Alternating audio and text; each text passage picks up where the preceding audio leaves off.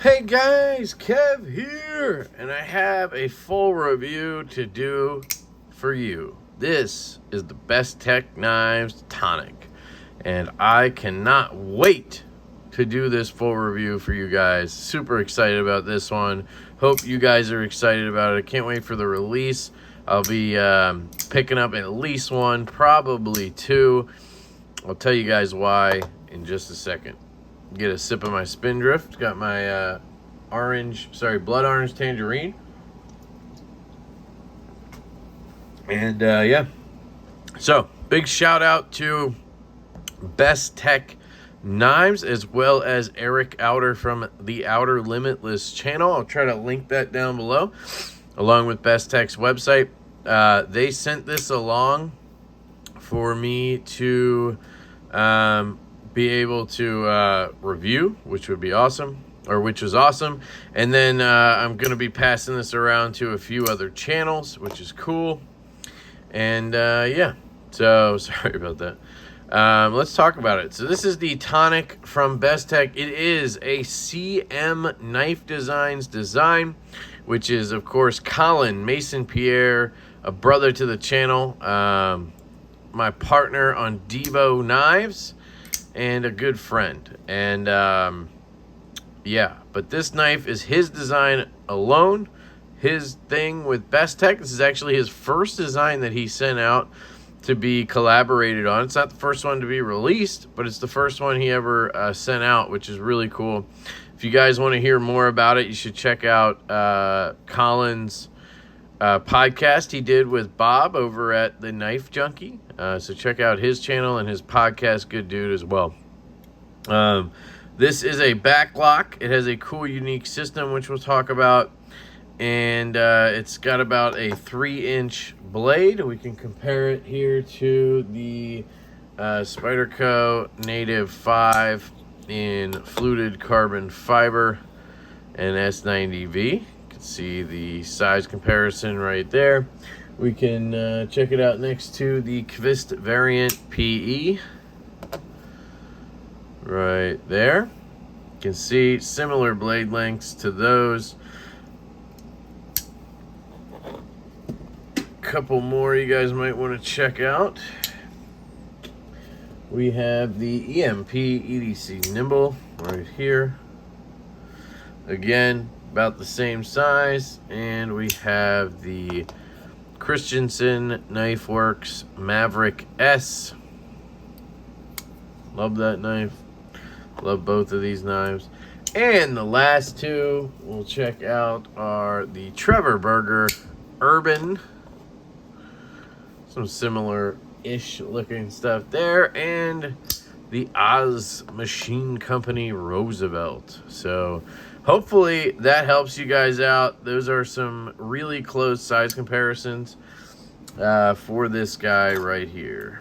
Different price ranges, of course, but you know, hopefully that helps. So, aesthetics. Guys, this thing is good looking in my opinion. I love a sheep's footy blade, but the way Colin does it a lot of times, if you look at one of his other models, the Royale with cheese from Kubi, you can see it's similar, right? This one has studs, obviously, but it's kind of like a spear sheep's foot, right? So a sheep's spear, we'll call it a sheep spear. And I love how he does that because you get the benefits of the sheep's foot with the low tip, right? Where you can get right to that tip and utilize it. You guys know that's like number one for me right after detent. But you still get the looks of sort of a drop point or a spear point, you know? So I just think it's cool. You get, you know, a little bit of belly, but a lot of, you know, straightish edge. I really like that. The studs are cool on this guy. I love the bolsters. I mean, just look at that. It's beautiful. Titanium bolsters. Pivot collars are brass, I think. And then you have, on this one, you have this green micarta. There's going to be, I believe, 2 or 3 versions. There's this one with green micarta and a bead blasted blade. There's one with marbled carbon fiber and a satin blade. And I think there might be a third one in a regular sort of checkered carbon fiber. And I don't know what kind of blade. It would be cool to kind of see a blacked out one at some point. Like a black wash with, you know, something like that would be dope. But yeah, I think it's a good looking knife. You do have a reversible clip, which I really like. It's a milled clip, but it's reversible. What do you know? You just have these 2 screws here, and you know, they could have went with a filler tab, whether it be Micarta or out of the titanium, and I think that would have looked good. But I think it works as is. I don't think it's like an eyesore or anything. So I think that's the way to go. If you're going to do a backlock, you should have a reversible clip. Now, I think you should always have a reversible clip, but I know I'm in the minority, but I'm left-handed, so. But the aesthetics I like. I mean, it has this sort of traditional feel to it with the backlock and the bolster and everything. But it's also got some modern to it, you know, with the milling pattern, the pivot collar, the blade shape, the clip design, you know. So it's a good melding of those things. It's pretty thin. I mean, we can take a look here. Zero it out. And we're at 0.45 on this guy, which I think is really good. The blade stock thickness, here we go right here. 0.12. So 0.12 blade stock, 0.45 on the handle thickness. I think those are great ratios. Yeah, really good in the hand. So let's talk about ergonomics, man. This thing melts in your hand. It's one of my favorite aspects of this knife. And it's one of my favorite aspects of a CM knife design or Colin's designs. One of the things that obviously drew me to him and made me want to partner up with Colin was his use of a flat choil or a choil in general that is just easy to use and comfortable in the hand, yet still aesthetically looks really good. And then his use of a sheep's foot style blade. Those 2 things are what really drew me to Colin, along with his absolutely just sexy good looks. You know, I'm just kidding. But super comfortable in the hand over here on the Royal. And if you take the Tonic, I mean, this thing is an absolute pleasure to hold. I mean, you have this sort of, I don't know if it would be considered a choil or just a flat, but it's a choil. I mean, it looks like it's meant for your finger to cradle in right here and literally just melts away. I mean, this is one of the most comfortable knives. You just, oh man, you can squeeze down, go to town. Your thumb rides right up here perfectly and you're ready to use it, or you can get into a pinch grip and use it like this. You know, and if you're, you know, doing a different type of task where you don't hold the knife like I do, you know, you can hold it like this. You can hold it in a reverse grip, and your pinky will cradle that spot really well. A reverse, was this? No, this would be a reverse draw. I don't know, whatever. This is pretty comfortable as well. Yeah, so very comfortable knife. I enjoy the ergos. The cutting is fantastic on this knife. I actually use this quite a bit. I don't know if you'll be able to see it. I used Knife Shield on it already to clean it up, but you can see some of the tape gunk right there. I cut some cardboard. I opened some packages, cut shipping labels. It's a pleasure, guys. You can see my natural, like my hand. I just pick it up, and it wants to land in this perfect pinch grip. Great for cutting those shipping labels out. You can easily get into this sort of grip right here, so you can get through that cardboard, no problem. It has like a 3-inch blade, but it somehow feels much more, it just feels longer. It feels like I have more cutting edge than I actually do, you know? It's weird how some knives you have a big blade that feels like less, and in this case you have a smaller blade that feels like more. It's really cool. I enjoy the cutting. Again, it's about 12 or 0.12 on the blade stock, and you have a flat grind or saber grind, starts right about here. Comes down to a decent edge. Really enjoy that, and just a good piece for cutting, in my opinion. Now, I didn't chop any trees down, so you'll have to you know, check out our review where somebody does that if that's what you care about. But to me, this is a EDC knife, a 3-inch blade, and it's an absolute pleasure of one to cut with, in my opinion. Carry. So the carry on this guy, again, fantastic. Because of the reversible clip, I was able to carry this left-handed in my front left pocket, and it carried great. I mean, it does not have a ton of weight to it. I mean, it's not like ultra lightweight, I don't see milling pockets in there or anything, but it's not heavy either. It's a good feel, probably because you have these bolsters and then you have these scales. That's kind of your weight relief, right? There's not really any reason to have weight relief inside if you basically have it outside, right? Didn't have any issues with the studs, like catching or anything like that. Worked fantastically, came out of pocket really well. The clip functions fantastically on the left side, at least. It didn't grab on the micarta or anything. What else was I thinking there for a second? I don't know what I was thinking, but it's fantastic. Carry's wonderful. No issues at all on the carry for me. The studs don't get in the way or anything. Just works really well. The sounds.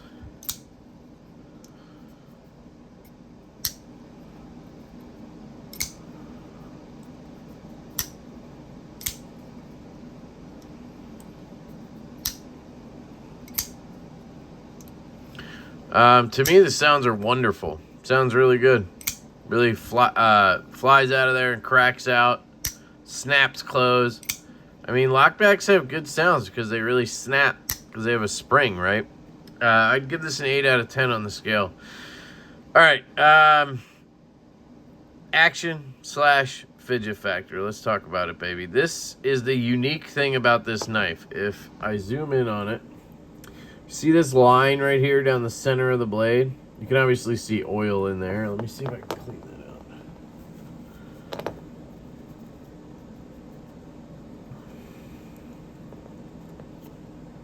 Yep, okay.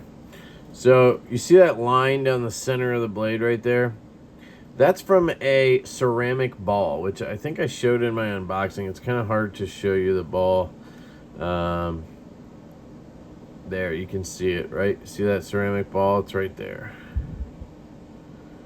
It's not going to focus well on it, but you can see it, right?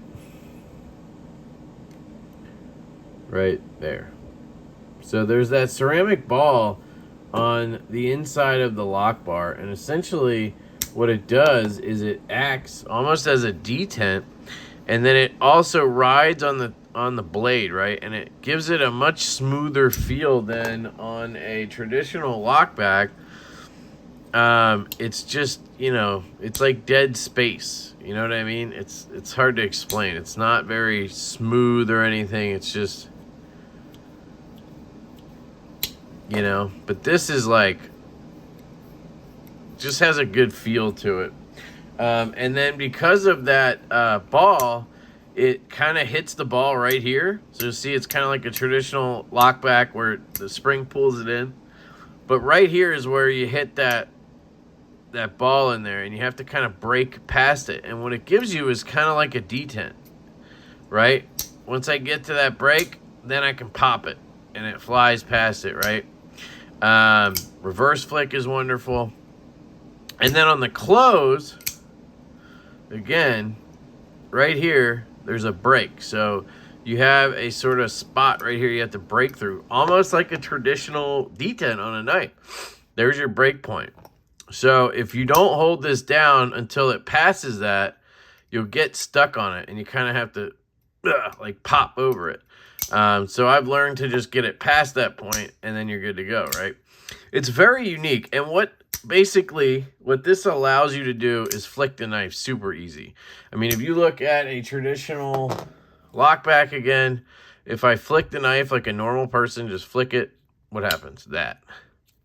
Right? Again, here's a normal knife, a traditional, you know, this is a liner lock. Right? It's on bearings. It has a detent. So that detent ball is in the hole on the blade. And when I push these studs in, that detent ball comes out of the hole, and it gives it some kind of power to shoot out, right? This doesn't have that. It's just a spring. So when I do this, I'm just moving along the spring. But this has that ball, so it has to break through that. And the break is right here. So you can either just flick it, right? You can either just flick it and have it break right through, or you can walk it to the break and then flick it, right? It's interesting. You can do it either way. That's like the one weird thing about this is that you have that point, right? You have that point where it has to break through the ball on either side. But once you get used to it, you literally just flick the knife. And for a lock back to fire out like this is very unusual, guys. It's amazing is what it is. I absolutely love it. It's an innovative system. Colin calls it the Inset Ball Back Lock system. Inset Ball Back Lock system. I call it the IBBL, Inset Ball Back Lock. So, very, very unique. It's not something he's like patenting or anything like that, but it's his system. He designed it. So if anybody wants to use it in the future, I believe he has no problem with that. He just would like people to, you know, call it the IBBL or the Inset Ball Back Lock, and, you know, maybe just give him credit for it. But he's not like trying to, you know, license it out and get money for it or anything. So anyway, the action is phenomenal. I mean, it fires out. Yeah, it's not like a detent where it's, you know, it breaks and it like guns out. It's not exactly like super snappy, but I mean, for a backlock to just fire pretty easily like that without much effort, I'm just flicking it and it's flying out of there. It's impressive, guys. It really is. To just be able to flick off of studs on a backlock is cool. A backlock with studs and bearings is unique, in my opinion. And then on the close, what I didn't realize in the unboxing, which you guys are all probably have been calling me idiot since that video, I was like, there's nowhere to put your finger so that it doesn't drop and hit you, right? I didn't realize you could just click and then shut it, right? You don't have to let it bounce off your finger. You can just disengage the lock until a certain point and then close it, right? I was holding down the lock until it fell and hit me. Like, I don't know why I was dumb, but so basically you just learn the point. You let go when it gets there, right? And then you get out of the way and then you close it, you know? I think the action is really good. It's fun. It is super fidgety. You can slow roll it. You just, my hands are sweaty. You just kind of walk it out, keep walking it out. You do have to, again, overcome that point right here, but it's not like some really hard, you know, break. On the closing, it's a little harder. If you get here and you get stuck on it, it can be a little bit difficult. Like if you're trying to one-hand it, you just have to give it a little pressure with your finger. But yeah, overall, the action's fantastic. It's unique, but not like novelty unique. Like it's unique yet fun. You know, I hope that makes sense. Like some knives have a unique feature or action or something, but they're not fun because of it. They're just unique. Which to me is stupid, right? Like, don't be unique just for unique sake. Like, do it because it helps in some way. And Colin's goal with this was to have a backlock that was smoother and was easy to deploy, right? Like, he wanted a backlock because he loves backlocks, but he wanted to be able to flick it, you know? And this allows you to flick a backlock. It's really cool. So that is the Tonic from Bestech Knives. These will be releasing here very shortly. I believe they've been sent out to dealers, so just kind of a waiting game at this point until it's announced and, you know, they drop. Bestech tends to just kind of like, oh, they're out, you know. So I would venture to guess around the time this video drops, hopefully we either know the date or they've already dropped. I'm going to be sending this out to the next reviewer. I can't remember who it is. It might be Nav Sergeant. Oh, no, it's Said Stevie. So this goes to Said Stevie next, and he'll be checking it out. So please check out Said Stevie's channel. Check out Nav Sergeant's channel. It'll be making the rounds throughout a bunch of channels. And again, thank you to Eric Outer and Bestech for letting us check this out. And a big shout out to my man Colin, dude. You killed it with this design. I love it. Ergonomics are fantastic. The blade is fantastic. The action is fantastic. The aesthetic is fantastic. I mean, it's literally a home run, dog.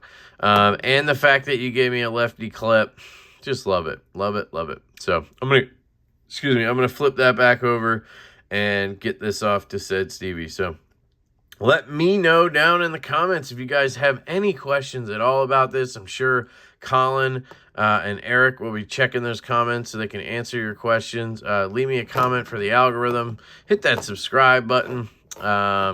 And yeah, I love you guys truly and dearly, and I hope you have an absolutely wonderful day, and I will catch you later.